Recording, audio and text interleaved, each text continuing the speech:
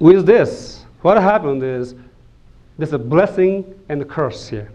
Blessing is we have the enormous body of knowledge scientifically, and we have this great technology. Sometimes it is really good to really focus on something. That's what happened with science. The Galileo or Newton or Descartes, those people didn't say ignore the rest.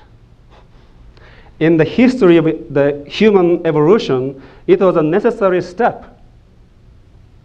But then came scientism, logical positivism, and so on, so forth, who just said science is it, nothing else matters. Scientific method is the only method there is. So we are left in a universe of quantities without qualities. Mathematical equations, no artistic poetic beauty. Divisions, no unity. Fragmentations, no wholeness. Differentiation, no integration. Specialization, no synthesis.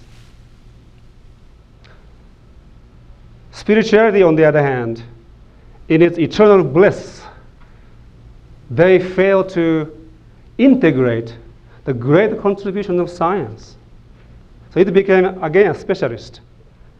I was forced into being a priest because I was in Zen monastery, and you just go through the process. You become a specialized person. It is not what it was meant originally. So the third enlightenment is, again, restoring this wholeness and unity after we have separated ourselves from nature and spirit.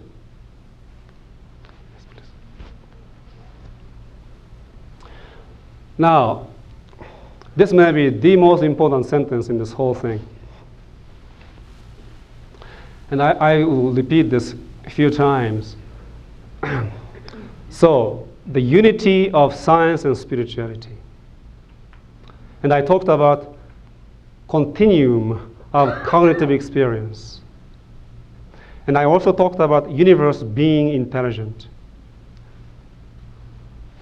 So, explicate, the word explication means explanation, yes? But it also means unfolding. So the universe, with its superconscious cognitive intensity, self-explicate, self-unfold. Through that process, the universe fathoms itself. So it is knowing, thinking, creating, and at the same time it is self-explication, self-unfoldment, self-fathoming. And when your so-called consciousness is tuned in with this superconscious cognitive intensity, when you engage in the scientific or otherwise inquiries, you are that universe's self-explicating process. And science is a holon within it. So it contains all, but at the same time it is a part of it. So scientific inquiry, the knowledge that is gained, becomes whole and a part of the universe's self-unfoldment, self-fathoming. So through your scientific knowledge, through your knowledge of yourself and the universe comes to know itself. And that knowing is more like knowing is knowing. Knowing is knowing it. Thinking is thinking it. And creating is creating it. So creation and thinking and knowing is the same one movement of the universe, which is superconscious.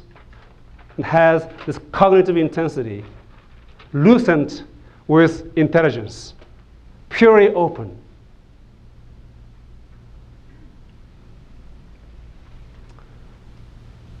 If any scientist engages in their scientific inquiry within this mode of consciousness,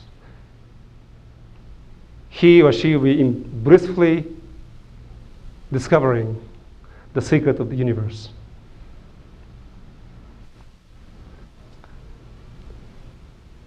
So you are the universe with superconscious cognitive intensity, fathoming itself. So everything you do is cosmic phenomena. Your life is cosmic. All of the universe is in your breathing, in your thinking, in your creating, and in your knowing. And what we call science becomes a cognitive column of the universe's self-explication.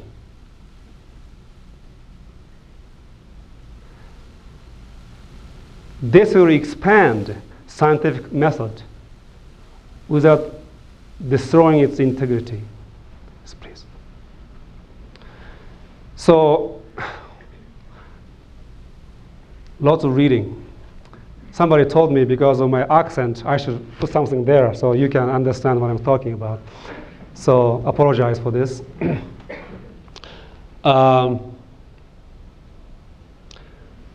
So, the universe fathoming itself, this process, the ancient Tibetan Buddhist express it so beautifully. And this is a poem, at the same time scientific treatise. And I'm going to interpret this for you. Imaho. Imaho is a Tibetan word meaning expressing a sense of wonder and awe. And as I said, there's a particular way of developing your knowledge in which the more you know, the more wonder and awe you feel. You see, we have lost the sense of wonder and awe. That is the essence of science, what Einstein calls cosmic religious sense. So Imaho is that sense of wonder and awe.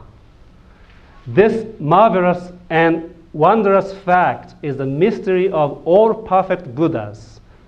Now, when we say Buddhas, most people think somebody, Gautama the Buddha or somebody who is enlightened. In this one, Buddha does not mean a person.